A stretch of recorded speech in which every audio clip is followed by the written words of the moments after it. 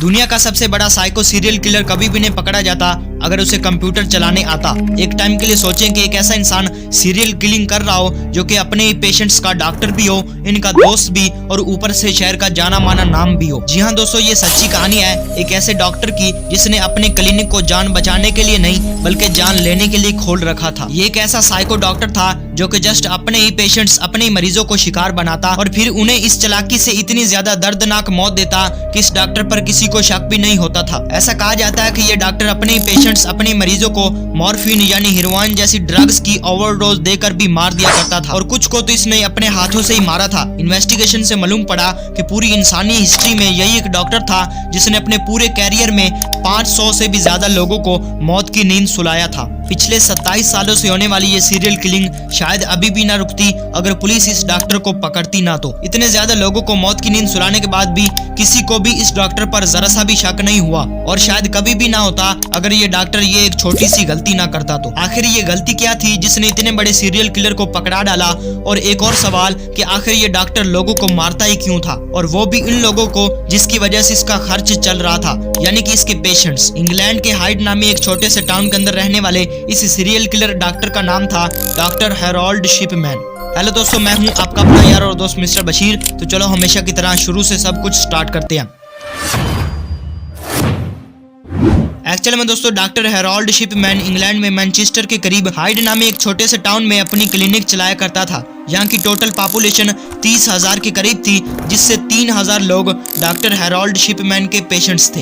ये डॉक्टर ज्यादातर उन पेशेंट्स, उन मरीजों को टारगेट करता था जो कि ज्यादातर अकेले रहते और काफी बूढ़े हुआ करते थे, ताकि इनकी मौत पर किसी को शक भी ना हो सके। डॉक्टर इन पेशेंट्स को ज्यादा से ज्यादा टाइम देता, वो भी इनके घर जाकर। वो इनके मन का बोझ हल्का करने के लिए इनकी बातें सुनता, उनको ये एहसास दिलाता कि बेशक वो अकेले हैं लेकिन डॉक्टर हैरोल्ड शिपमैन उनकी हर एक बात सुनने के लिए बैठा हुआ है। यहाँ तक कि कुछ पेशेंट्स इस डॉक्टर पर इतना ज्यादा भरोसा करते थे कि उन्होंने अपने घर की चाबियां तक इसको दे रखी थी। अपने इसी रवैये की वजह से वो अपने टाउन यानी हाइड में काफी मशहूर या फिर फेमस हो चुका था और वहाँ के लोगों को लगता था कि डॉक्टर शिपमैन जस्ट बातों बातों में ही बूढ़ों का इलाज कर देता है। बट इन सब की आड़ में डॉक्टर शिपमैन बातों ही बातों में इन पेशेंट्स की सब डिटेल्स निकलवाता था कि कौन किस वक्त अकेला होता है, किस किस के पास कितनी दौलत है, घर में कौन कौन आता है और रिश्तेदार कहाँ कहाँ पर रहते हैं। और फिर जब डॉक्टर को इन सब बातों की तसल्ली हो जाती तो अपने पेशेंट्स को मेडिसिन की ओवरडोज देकर मार दिया करता था।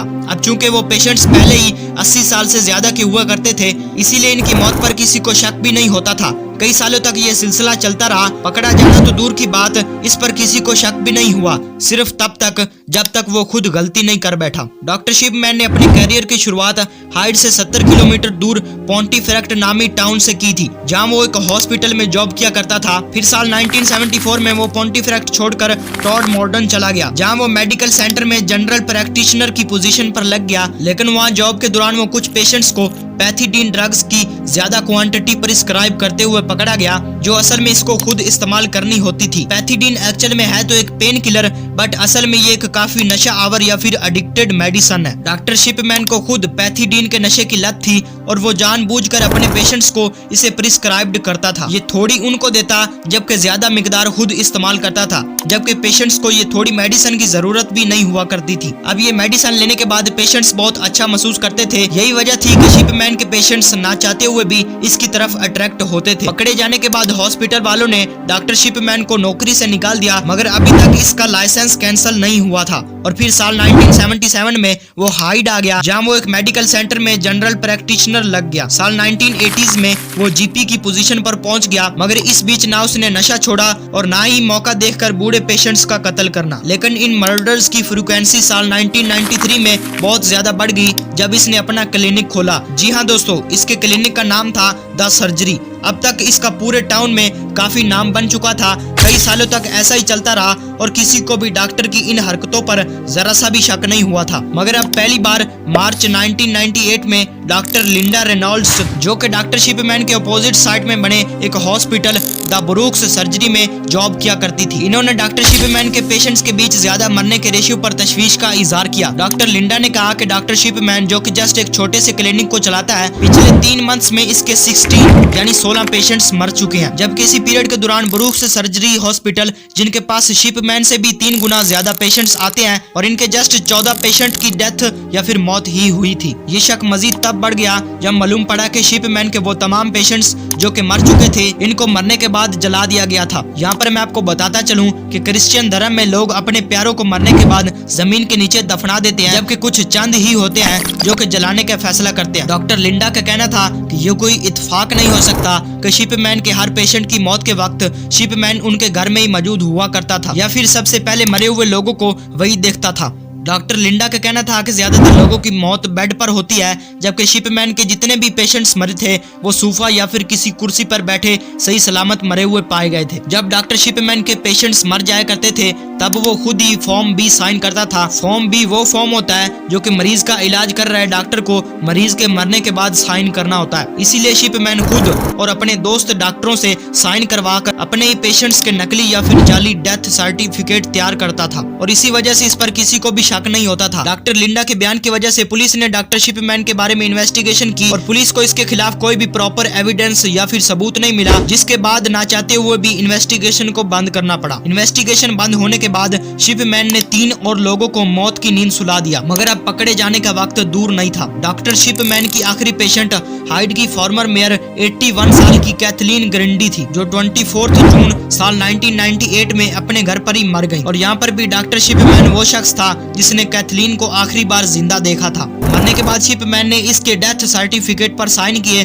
और मौत की वजह ओल्ड एज लिख दी। अब कैथलीन की बेटी एंजिला वुडरफ जो कि एक वकील थी, इसको अपनी मां की मिस्टीरियस मौत पर तब शक हुआ जब इसको अपनी मां की एक वसीयत मिली जिसमें उसने अपना घर डॉक्टर शिपमैन के नाम लिखा था। डॉक्टर शिपमैन इस फैमिली के काफी क्लोज थे और वसीयत में इसको घर मिल जाना कोई भी शक वाली बात नहीं थी, बल्कि एंजिला को शक तो इस बात पर था कि इनकी मां के 2 घर थे, जबकि वसीयत में सिर्फ एक घर का जिक्र किया गया है। यानी ये वसीयत किसी ऐसे शख्स ने लिखी थी जिसको ग्रंडी के दूसरे घर के बारे में बिल्कुल भी मालूम नहीं था और वो शख्स था doctor Shipman. Angela Woodruff police के पास गई और पुलिस ने दोबारा अपनी इन्वेस्टिगेशन शुरू कर दी। इस बूढ़ी की कब्र को खोदकर इसकी डेड बॉडी को निकाला गया और फिर उसे ऑटोप्सी के लिए भेज दिया गया, जिससे मालूम पड़ा कि इसकी बॉडी में डायामॉर्फिन यानी हेरोइन के काफी ज्यादा ट्रेसेस पाए गए हैं। पुलिस ने जब ये बात शिपमैन से पूछी तो इसने कहा कि ग्रंडी हेरोइन का नशा करती थी और ये बात उसने उसका इलाज करने से पहले अपने कंप्यूटर में भी लिखी थी। शिपमैन ने अभी ही कंप्यूटराइज्ड मेडिकल जर्नल में एंट्रीज करना शुरू की थी, लेकिन इसको ये मालूम नहीं था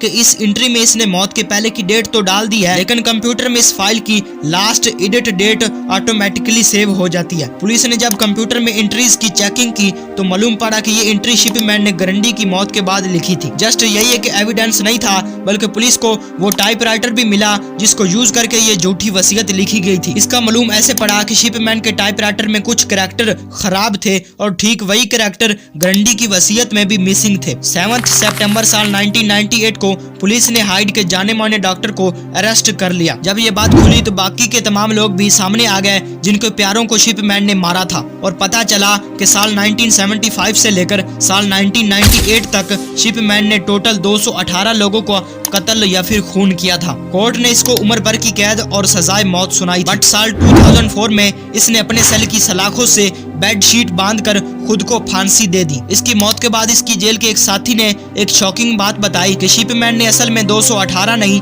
बल्कि 508 लोगों का कत्ल किया था और ये बात शिपमैन ने खुद इस इंसान को बताई थी, बट इसके इतने ज्यादा मर्डर करने की वजह आज तक सामने नहीं आ सकी। कुछ लोग इसको साइको किलर कहते हैं, कुछ पैसा कमाने का तरीका और कुछ लोग शिपमैन की मां का असर भी मान रहे हैं। चूंकि डॉक्टर शिपमैन की मां जो कि एक कैंसर की पेशेंट थी और इसको पेन किलर की जगह पर मॉर्फिन दी जाती थी, जिसकी वजह से उसकी मौत हो गई थी और शायद इसीलिए डॉक्टर हैरोल्ड शिपमैन भी लोगों को डायामॉर्फिन देकर ही तड़पता हुआ अपनी आंखों से देखना चाहता था। बट यार छोड़ो, आपको ये वीडियो कैसी लगी? अगर आपको ये वीडियो जरा सा भी इंफॉर्मेटिव और इंटरेस्टिंग लगी हो तो प्लीज चैनल को सब्सक्राइब कर दे, बिकॉज मैं इसी तरह की एजुकेशनल और इंफॉर्मेटिव वीडियोस इस चैनल पर लाता रहता हूँ। मिलते हैं फिर किसी इसी तरह की नए वीडियो में, तब तक के लिए बाय।